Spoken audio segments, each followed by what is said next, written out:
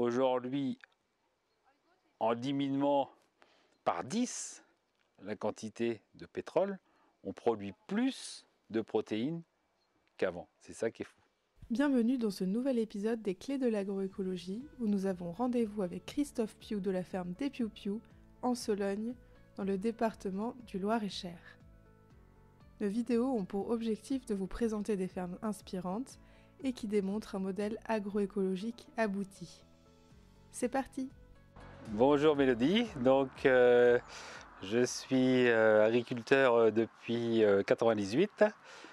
J'ai un parcours de comptabilité, j'ai fait un BTS compta avec une expérience en contrôle de gestion dans l'industrie qui me sert beaucoup aujourd'hui et qui m'a servi à mettre en place le système d'exploitation céréales et avec élevage bovin, ovin intégré et en partenariat avec mon fils et ma femme qui sont installés depuis 2 ou 3 ans à titre individuel.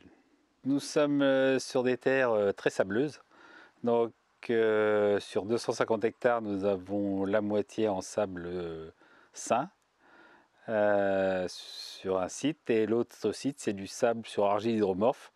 Donc sur les deux sites c'est un très faible potentiel en céréales, c'est pour ça que on s'en sort beaucoup mieux aujourd'hui avec l'introduction de l'élevage, par le fait qu'on ait amélioré pendant 20 ans le sol grâce au SMI direct et la vie du sol y a contribué. Donc tous nos produits d'élevage sont vendus en direct, donc directement aux consommateurs qui viennent à la ferme, et également aux restaurateurs de façon locale, au magasin de producteurs qui est situé à 8 km de notre ferme, à Blois, et également quelques bouchers qui jouent le jeu avec nous. Pour mieux appréhender la complexité de l'agroécologie, Ferme d'Avenir a développé l'outil visuel, la fleur de l'agroécologie, qui va être utilisé pour présenter ta ferme d'un point de vue économique, social et environnemental.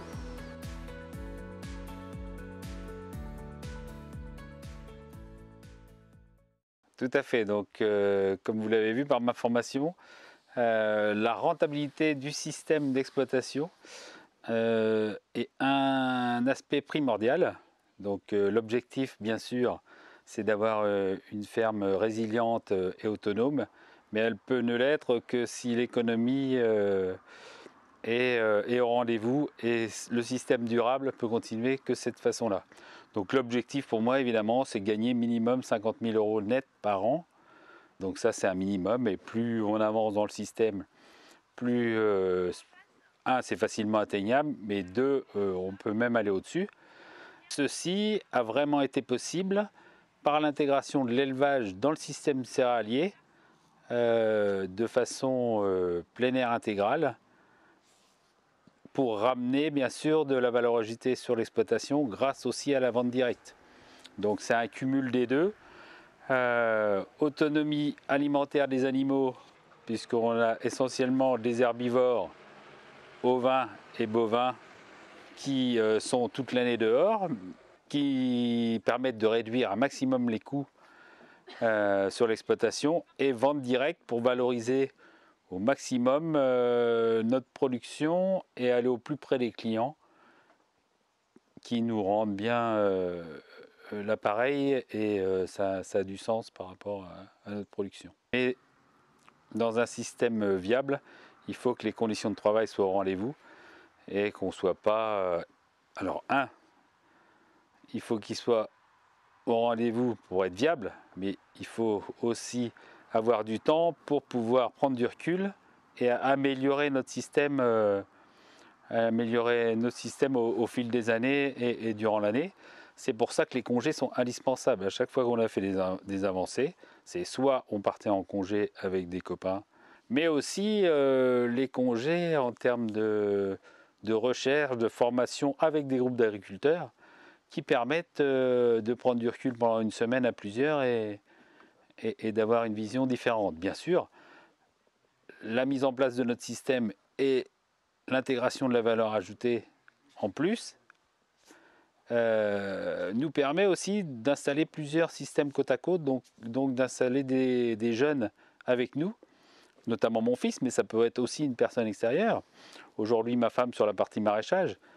Mais le jour où on a décidé de chacun partir en congé, eh ben, il y a toujours quelqu'un sur la ferme pour remplacer l'un et l'autre, et c'est la facilité du système. Et aujourd'hui, l'objectif, c'est bien sûr de ne pas travailler plus de 35 heures et en moyenne, et on est bien en dessous de ça, quoi. Sur la partie herbivore, on est 100% autonome, puisque c'est des plantes pluriannuelles qui sont semées en mélange pour 3, 4, 5, 10 ans peut-être, et qui poussent qu'avec l'énergie du solaire, puisqu'il y a des légumineuses liées soit à des graminées, soit à des crucifères, soit du plantain, qui sur la parcelle sont en autonomie parfaite et nécessitent très très peu d'intrants, sauf des corrections au niveau oligo-éléments éventuellement.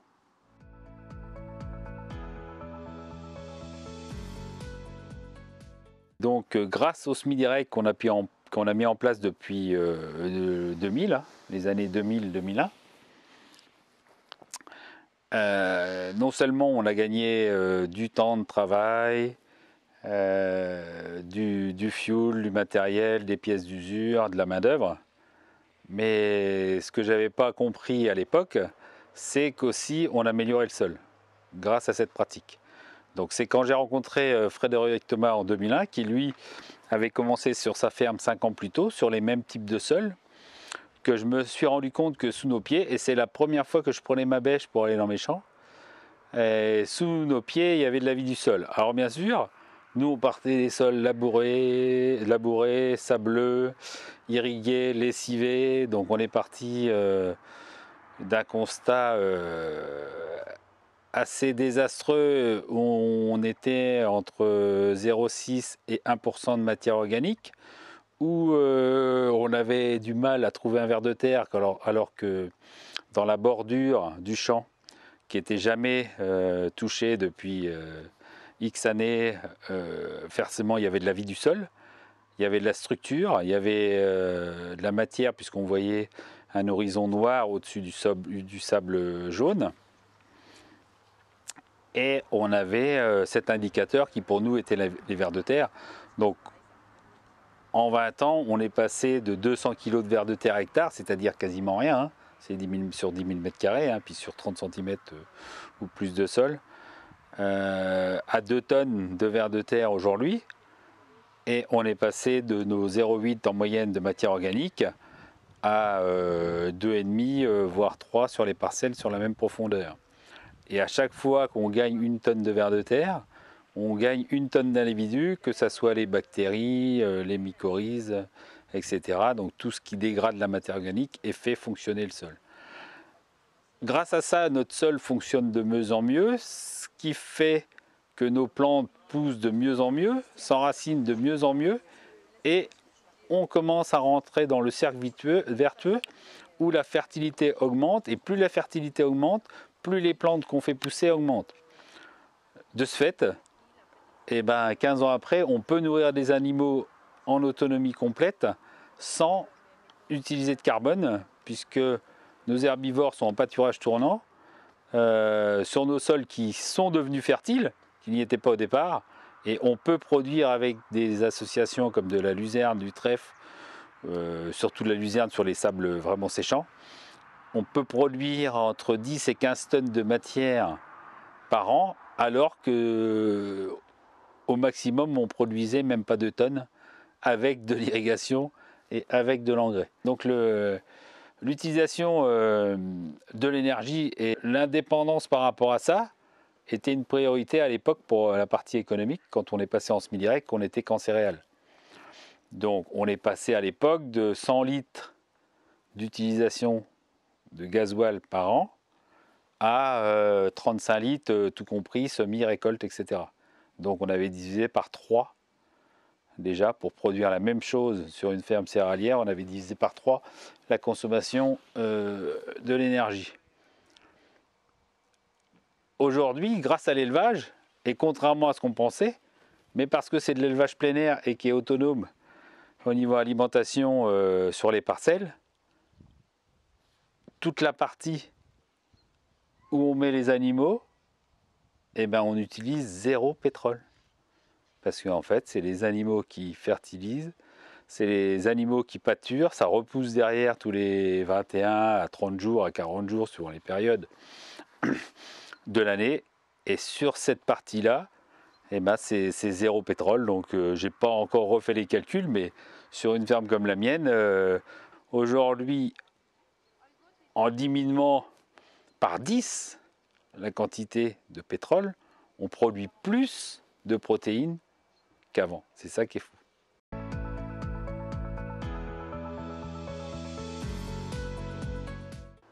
Donc la partie sociale, c'était vraiment de se rapprocher du consommateur.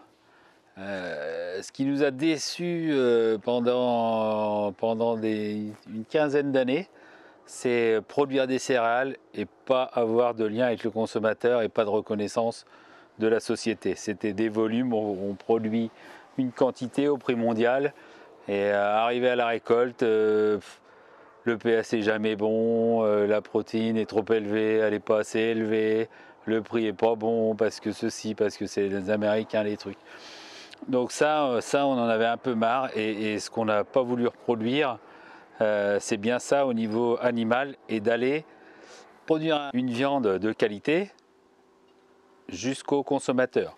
Comme les viticulteurs avaient fait la transition quand ils se sont mis à faire des bouteilles et à s'améliorer pour commercialiser leurs produits. Donc bien sûr, au départ, rien n'était gagné. Nous, on n'est pas éleveurs de base, hein. On est céréalier et encore, on est plutôt comptable que céréalier. Donc le pari par rapport à l'élevage, c'était, ça nous paraît cohérent que tout le monde soit dehors. Ça nous paraît cohérent qu'ils soient autonomes et puis qu'un herbivore mange toujours de l'herbe et on doit pouvoir faire des animaux en bonne santé et de qualité de cette façon-là. Le premier pari, c'était d'aller voir nos restaurateurs. Donc on a un très bon restaurateur étoilé dans la région, Christophe Hay, qui maintenant est très connu avec ses 2 étoiles. Et ben le saut en parachute, c'était ça, nos premiers animaux. Bien sûr, les plus beaux, enfin nous, ce qu'on en pensait, hein. Il était intéressé par ce qu'on faisait, il a fait une visite à la ferme et on s'est lancé. On lui a livré nos premiers animaux et qu'il a attendu déjà pendant 1 an parce qu'on commençait à en parler, mais on n'avait que les brebis, on n'avait encore pas mis le bélier, donc le temps que tout ça se fasse, forcément, ça met un peu de temps. Et en fait, on a emmené nos animaux au restaurateur et j'ai pas osé le rappeler parce que je me dis, je sais pas ce que ça va donner, donc j'attendais qu'il me rappelle, il me rappelait pas, puis au bout de 15 jours j'ai craqué, je l'ai appelé. Oh, il me dit c'est super Christophe, quand est-ce que t'en as d'autres, c'est bon, tu peux en envoyer, c'est succulent, c'est extra. Donc là on avait validé en fait que non seulement les animaux étaient en bonne santé, mais ça faisait un produit de qualité à la fin, sans avoir à ramener de l'aliment ou autre chose. Du coup, on est passé à l'étape de la vente directe avec les consommateurs en faisant des caissettes. Et à chaque fois, les retours étaient positifs. Et notre exigence par rapport aux clients, c'était qu'ils nous rappellent pour nous dire ce qu'ils en pensaient. Et c'était vraiment, c'est valorisant. En fait, ça donne du sens à notre métier. Voilà, ce qu'on n'avait pas avant, on n'avait pas du tout de reconnaissance par rapport à ce qu'on faisait.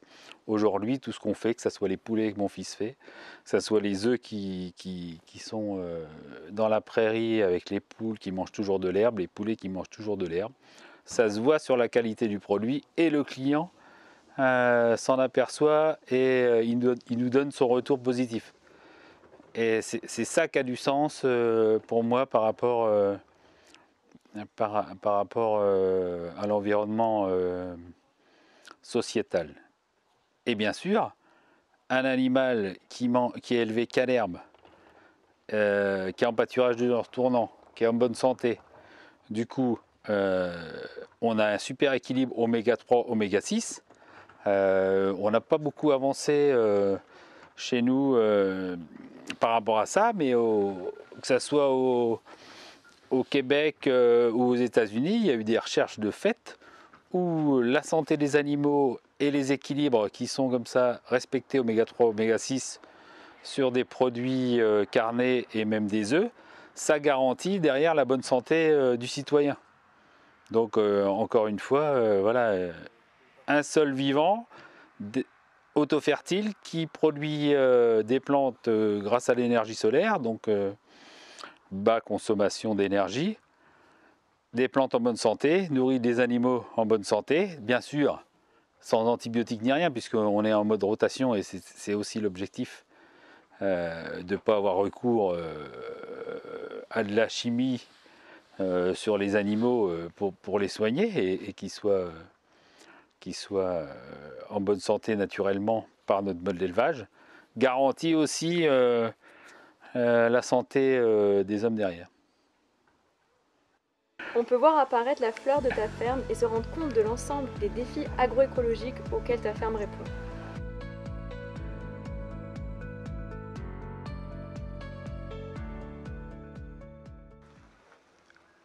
Donc depuis au moins 5 ans, mais vraiment depuis 5 ans sérieusement, tout ce qui manque dans notre modèle, maintenant qu'on a mélangé céréales, ovins, bovins, poules pondeuses, poulets, maraîchage, bio, pour la cohésion avec tout ce système-là, bien sûr, c'est l'arbre. L'arbre est le centre de la vie et du départ. Et dès qu'on voit des systèmes avec à la périphérie des parcelles, mais aussi des haies à l'intérieur des parcelles, tout ça, ça rentre en cohésion et c'est encore un cercle vertueux, puisque sur ces haies, on peut mettre à la fois des arbres à pâturer qui seront, par rapport au changement climatique, une source d'alimentation en période d'extrême sécheresse, puisque des arbres qui ont 4, 5, 10 ans, qui sont pâturés comme ça en tournant et laissés tranquilles toutes les 3 semaines, ils vont produire des feuilles, c'est ce que faisaient nos anciens. Et puis après des arbres aussi de haute tige pour garantir du bois de chauffage ou des bénisteries.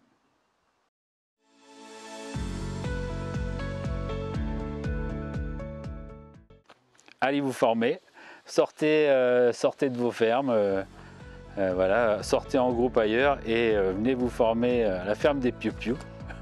Ce qui compte vraiment, c'est comprendre le système dans sa globalité pour pouvoir vous approprier ça et créer votre propre système demain chez vous. Merci beaucoup Christophe pour tous ces partages. On a passé un excellent moment avec toi et on te souhaite tout le meilleur pour la suite. Eh ben merci à vous et n'hésitez pas, vous les jeunes qui regardez justement, à vous installer et à faire le pas. On a besoin de vous demain pour assurer l'alimentation saine de nos campagnes et de nos villes.